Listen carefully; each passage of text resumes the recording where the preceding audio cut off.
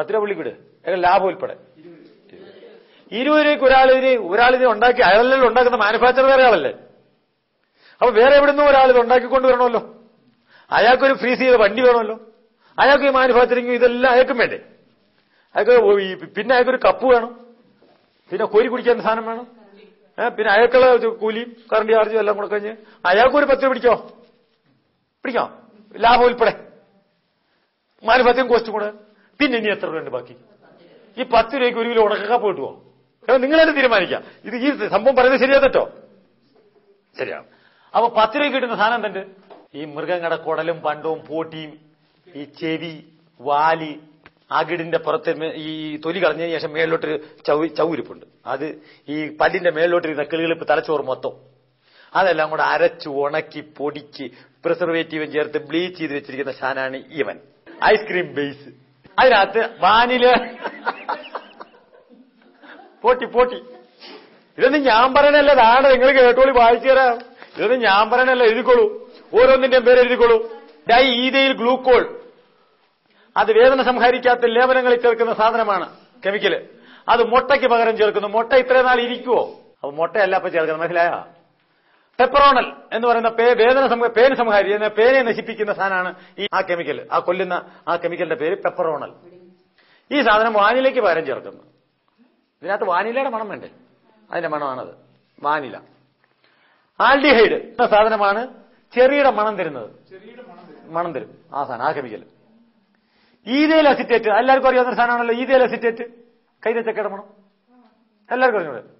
അതിന് ethyl acetate ആണ് chemical. അല്ലാതെ നിങ്ങൾ വിചാരിച്ച മുട്ടയൊക്കെ ഇട്ട് കഴിഞ്ഞ് തരാന്ന് വിചാരിച്ചിരിക്കുക. മുട്ടയിട്ട് കഴിഞ്ഞാൽ എത്ര ദിവസം ഇരിക്കും? അല്ലേ പതില്ലേ? ബ്യൂട്രൽ ഡീഹൈഡ്, അത് റബ്ബർ, സിമെന്റ് എന്നിവയ്ക്ക് ചേരുന്ന ഒരു ചേരുവയാണ്.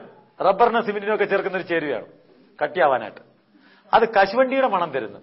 നിങ്ങൾ റേഡിയോക്കകത്ത് വായിക്കുന്ന കേട്ടില്ലയോ, അമ്മയെ കൈതച്ചക്കയുടെ മണം എടുക്കുന്നു, കശുവണ്ടിയുടെ മണമൊക്കെ വരുന്നത് കൊണ്ട് പരസ്യം കേൾക്കുന്നില്ലേ? ഇതാണ് കശുവണ്ടിയുടെ മണം. ബെൻസൈൽ അസിറ്റേറ്റ്, അത് നൈട്രേറ്റിന്റെ ലായകമാണ്, അത് സ്ട്രോബെറിയുടെ മണം തരുന്നു, സ്ട്രോബെറി. ഇനി ഇത് എങ്ങനെയാണ് ഉണ്ടാക്കുന്നതെന്ന് കേട്ടുള്ളൂ. ഐസ്ക്രീമിന്റെ പ്രധാന ഘടകം വായു ആയതിനാൽ താരതമ്യേന മൂല്യം കുറവാണ്. നമ്മൾ കൊടുക്കുന്ന പകുതിയിലെ ഒരു ഇത്രയും കപ്പുണ്ടെങ്കിൽ അതിന്റെ പകുതി വായുവാണ്, അല്ലേ? തണുക്കുമ്പോൾ താഴെ പോത്തില്ലേ? സാധാരണ 30% തണുക്കാത്ത, ഇത് കാറ്റിനാണ് പകുതി തുകയും കൊടുക്കുന്നത്. പിന്നെ സാധാരണ അരിക്കാത്ത തിളപ്പിക്കാത്ത പച്ചവെള്ളവും 6% കൊഴുപ്പും 8% പഞ്ചസാരയും പുറമേ നിറത്തിനും മണത്തിനും രുചിക്കും വേണ്ടി ചേർക്കുന്ന പദാർത്ഥങ്ങളും ഈ ചേരുവകൾ ഇത്രയും സ്വാദിഷ്ടമാണ്. ഇത് കഴിക്കുന്നത് കൊണ്ടാണ് ഐസ്ക്രീം, അതാണ് നമ്മളിങ്ങനെ വഴിവഴിപ്പുണ്ടാകത്തില്ലേ? ഈ സാധനമാണ് വഴിവഴിപ്പുണ്ടാക്കുന്നത്. ഇതൊക്കെ പണ്ട് തിന്നാതിരുന്നപ്പോ വല്ല കുഴപ്പമുണ്ടാ? ഇതൊക്കെ കൂടുതലാൾ ഇരിക്കുമ്പോ ആലോചിക്കണേ. ഇതൊക്കെ കൂടുതൽ ദിവസമൊക്കെ ഇരിക്കും. ഓരോ ആഹാര സാധനങ്ങളും കേടാവാതിരിക്കുമ്പോ ആലോചിക്കണം.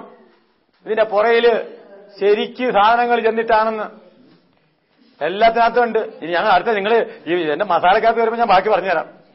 മസാല വരട്ടെ, അന്നേരം ഞാൻ പറഞ്ഞുതരാം ബാക്കി. അപ്പം അതിന്റെ എന്തൊക്കെയാണെന്നറിയാമോ?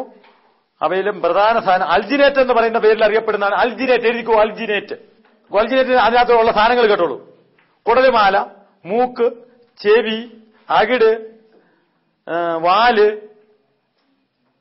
ഈ നല്ല പോട്ടിയൊക്കെ ഉണ്ടല്ലോ, അത് കളിഷാപ്പുകാരും ഹോട്ടലുകാരും കൊണ്ടുപോകും. അതിനൊരു വേസ്റ്റ് വരും. നല്ല പോട്ടിയൊന്നും നമുക്ക് കിട്ടത്തില്ല. അതൊന്നും 10 രൂപ കിട്ടുവോ? ഭയങ്കരമായിട്ട് പോവാണ് നല്ല പോട്ടിയൊക്കെ. നല്ല പോട്ടിയൊന്നും നമുക്കില്ല, അതിന്റെ വേസ്റ്റ്. നിങ്ങൾ ഇവിടെ പോകണം. ദേവനഗർ എന്ന് പറഞ്ഞ ബോംബെയിൽ സ്ഥലമുണ്ട്, മാൻകുട് കഴിഞ്ഞ് ഇപ്പുറത്ത് ദേവനഗർ എന്ന് പറഞ്ഞ സ്ഥലമുണ്ട്. അവിടെ മിഷ്യൻ വെച്ചാണ് ഈ മൃഗങ്ങളെ വെട്ടുന്നത്. അത് വെട്ടുന്നിടത്ത് പോയി നിങ്ങളൊന്ന് നോക്കണം. ചോരപ്പുഴ ഞാൻ കണ്ടത് അവിടെയാണ് ആദ്യമായിട്ട്.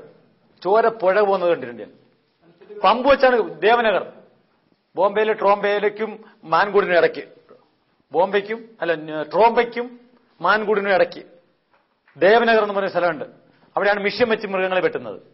ഇങ്ങനെ തൊലിയെല്ലാം ഉരിഞ്ഞു കഴിഞ്ഞാൽ ഇതിനകത്ത് വേസ്റ്റ് എല്ലാം വരും. അതായത് ആദ്യമൊക്കെ എന്ന് പറഞ്ഞാൽ അതിന്റെ ചർവിയില്ലേ, എന്റെ ആ കൊഴുപ്പ്, ആ കൊഴുപ്പെന്ന് പറയുന്ന സാധനമാണ് ഏറ്റവും നല്ല സോപ്പിന് പോകുന്നത്. അപ്പൊ നിങ്ങളൊക്കെ നല്ല അടിപൊളി സോപ്പൊക്കെ ഉപയോഗിച്ചിട്ട് അമ്പലത്തിലൊക്കെ കുളിക്കാൻ പോകുന്നത് ഈ നെയ്യ് ഈ കൊഴുപ്പിട്ട് കുളിച്ചമച്ചാണ് നിങ്ങൾ അമ്പലത്തിൽ പോകുന്നത്. അതുതന്നെ ഈ ഐസ്ക്രീം തിന്നുകൊണ്ടാണ് നിങ്ങൾ